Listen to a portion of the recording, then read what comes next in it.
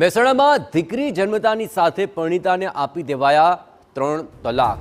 જ્યાં દીકરાને બદલે દીકરી જન્મી તો પતિએ આપી દીધા છૂટાછેડા। મહેસાણાના શોભાસણ રોડ પર રહેતી પરિણીતાએ આ અંગે ફરિયાદ દાખલ કરાવી છે। 2007માં લગ્ન બાદ દીકરીનો જન્મ થયો હતો। છેલ્લા 4 વર્ષથી પતિ સહિત સાસરા તેને હેરાન કરતા હતા।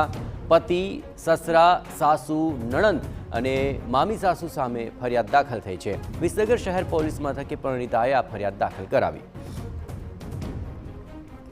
ફરિયાદ દાખલ થતાની સાથે જ આખો મામલો સામે આવ્યો છે। અનુસાર 2007માં લગ્ન બાદ પતિ અને સાસરિયાઓ તરફથી ત્રાસ મળતો હતો, પરંતુ દીકરીનો જન્મ થયો એ સાથે તેને 3 તલાક આપી દેવાયા હોવાની વિગતો મળી રહી છે।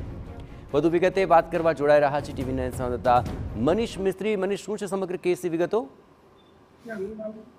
જી, મહેસાણાનો આ જે ફરિયાદ નોંધાઈ છે કે જેની અંદર મહેસાણા શોભાસર રોડ પર આવેલી સંઘવી સોસાયટીની ઘટના છે કે જ્યાં એક જે પરિણીતા છે એને 3 તલાક કહીને છૂટાછેડા આપી દીધી છે।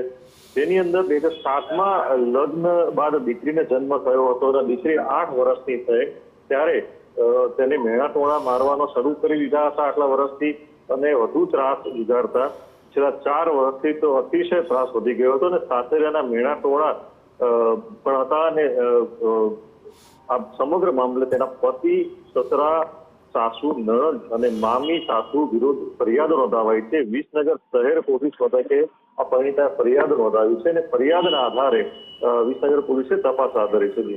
આભાર મનીષ, તમામ ગતિવિધિઓ પર આપ નજર રાખતા રહેજો। હવે ફરિયાદ બાદ કાર્યવાહી થશે।